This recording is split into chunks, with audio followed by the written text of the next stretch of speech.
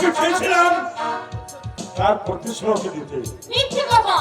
No darling no, সাথে রূপের আমার কাছে অন্য করতে আমি চেয়েছিলাম বিয়ে বিয়ে খেলা খেলে তোমার বেস্ট সার্ভেন্ট করে রাখি। অসীম, কি বললে তুমি? কি বলছি ডার্লিং, তোমার আমার ভালোবাসার মিলনে যে সন্তান আছে তোমাকে, সেই আগত সন্তানের মৃত্যু নিয়ে বলছি। আমি যদি এতটুকু মিথ্যা কথা বলে থাকি দেব। চুপ করো অসীম, তুমি চুপ করো।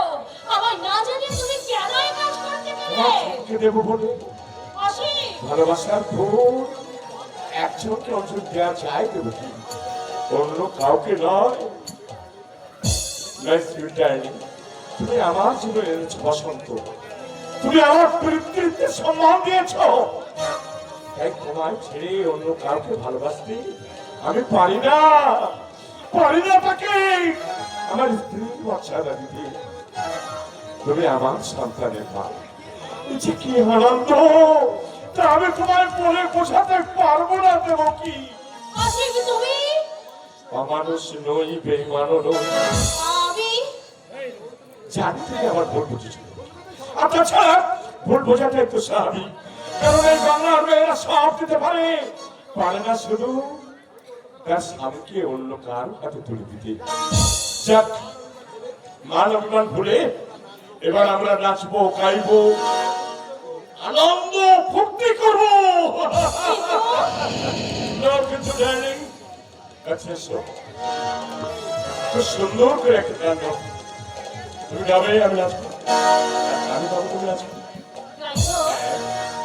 আমি রূপনগরের রাজকন্যা, রূপের জাদু এনেছি। আমি রূপনগরের রাজকন্যা, রূপের জাদু এনেছি। ইরান তোরার পার হয়ে আজ তোমার দেশে এসেছি। আমি রূপনগরের রাজকন্যা, রূপের জাদু এনেছি। ইরান তোরার পার হয়ে আজ তোমার দেশে এসেছি।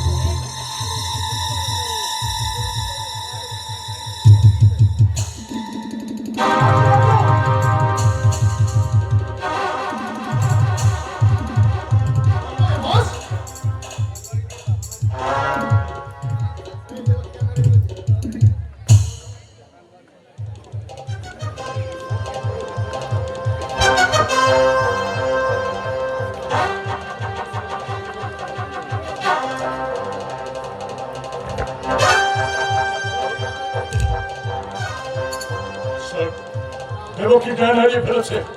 যা করে গাড়িতে তোল। বস কোথায় নিয়ে যাবে? রাজা বস্ত্রের গ্যারেজে। তারপর ওটা তুমি বলো গুরু। একটু কষ্ট করে ওর কন্ট্রোলারটা অপারেশন করে দিয়ে আসবে। গুরু তারপর এর পরের ব্যবস্থাটা আমি করবো। গুরু আমি পুলিশকে ফোন করবো। একা পেয়ে সরষি তন্নিক রাজা তার ইচ্ছার বিরুদ্ধে জোরপূর্বক রেপ করেছে। পুলিশ গিয়ে দেখবে রাজার গ্যারেজের পাশে সুন্দরী তরুণীর কণ্ঠনালী কাটা।